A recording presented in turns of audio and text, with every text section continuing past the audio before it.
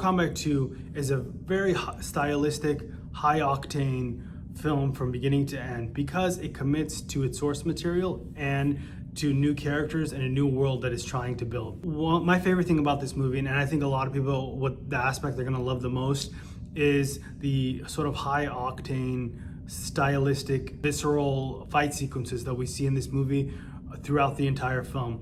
We get to see characters that we grew up watching in video game and playing in video games and then watching in movies as well go up against one another throughout the entire movies. They also are in environments that are very intriguing and engaging. And that's why this movie works, right? You watch these fight sequences, your heart is pumping throughout the entire thing and it lives up to the hype. It's a great action film.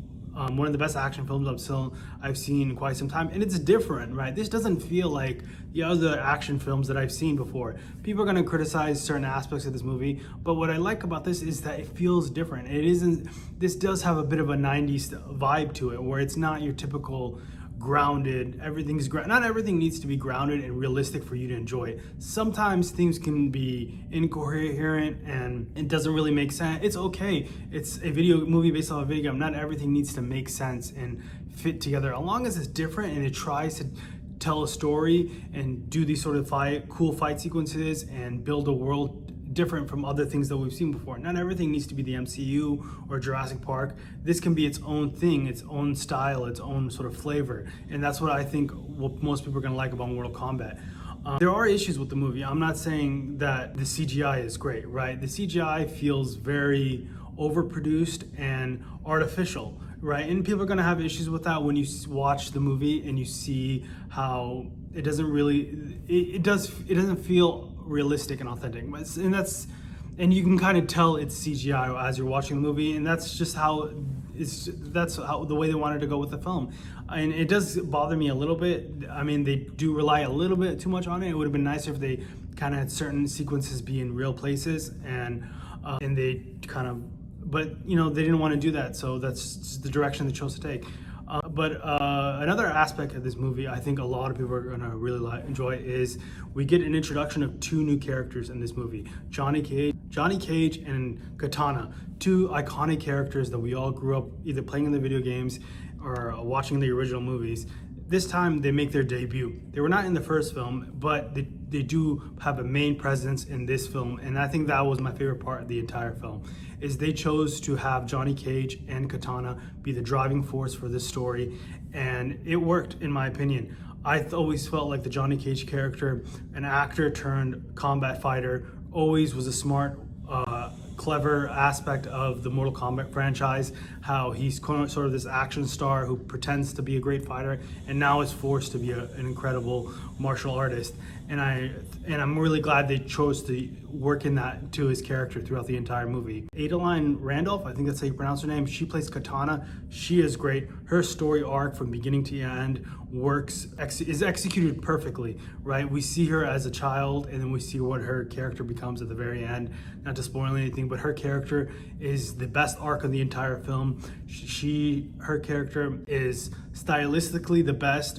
She has the best costume. She has the best fight sequences of the entire movie. She seems like a star to me. It would be surprised for her if we don't see her in more movies. I think she is a very talented actress. She was able to capture the tone of the movie, and every time she leaves the screen, you want her to come back, right? Every time I would watch Mortal Kombat, I was like, where's Katana? I want to see her. When they go off in other characters, you want to see more of Katana. And I think that's a good sign if you're the actress who played her, is that the second she leaves the screen, you want her to come back.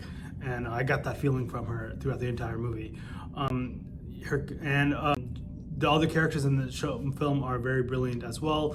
You have a lot of returning characters from the first film. Their characters aren't as evolved. You know, we don't get to see a different side of them. They kind of just focus entirely on the tournament, where all the characters that we saw in the first film, their main goal is to win the tournament and save the Earth realm.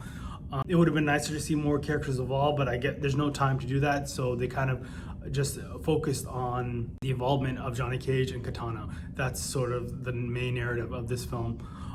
Another aspect of this film that I would have loved to seen a little bit more of is how the outside world is having to sort of deal with the Mortal Kombat world, of the world being threatened. This is solely focused on the realms. We don't necessarily get to see the other aspects of it. I think that's what they're going to try to attempt with this film. The scale of this movie is very big. It's the difference between like Mortal Kombat and like Street Fighter. Mortal Kombat in this film very much focuses on jumping from realm to realm to the different universes and stuff. You know what I mean? It's much more expansive than something like Street Fighter, which is more grounded. And you kind of definitely see that in the story, right? They definitely sort of go all in on the global aspect, right? You know, we don't necessarily see Earth, barely, you don't see sort of the regular Earth that we saw in the first movie. They go all in on the universe and the realms, and we see different planets. So they expanded the world in the universe. And it could be a little incoherent, right? There are certain aspects where certain characters come back to life. There are certain aspects where people die or don't die, you know what I mean? They go into the sky, into like, you know, there's a lot of, the story is a little incoherent. It could be a little hard to follow. And I think that was an issue that I had with the movie, was not having that long linear storyline that a lot of films have. Some of the villains, returning characters, they were able to, one other thing that I like about this movie was they were able to kind of remind audiences of what happened in the first film, right? They didn't necessarily just like throw you into, oh, you knew everything from Mortal Kombat 1, and you'll find they had flashbacks. They had in this movie ways for you to sort of remember the plot points in that first Mortal Kombat, right? You know what I mean? They brought every character back. They didn't leave anyone back, and but they brought characters you wouldn't think would have come back are back in this movie. So, but overall, and I really thought that they were able to make sure these films feel connected, but also that this movie does stand on its own. You don't necessarily need to see Mortal Kombat 1. You can just watch this movie and it can be its own film. And they also set up for future films, right? The story isn't done. They won this tournament. There's going to be more, right? And there's possibly spin-offs. There's other films that are possibly set in this world that can interconnect to Mortal Kombat. And overall, I think I enjoy this movie as a diehard Mortal Kombat fan who played the video game and watched those original movies in the 90s. And I think these movies sort of stand on their own. I think they're really fun. I think they have incredible fight sequences that are adrenaline fueled. They keep your heart beating super fast. And it has its own style. So that's what I like more than anything, that it commits to its own style and its own world and has great characters throughout the entire story. So overall, I'm gonna give this movie a 7.9 out of 10. Right, I'm gonna give it 7.9 out of 10. I think it's a solid video game film, and it captures the tone and the world of Mortal Kombat. And if you enjoyed this review, please leave a like and subscribe and a comment down below. I appreciate it, guys. Thanks. I'll see you next time.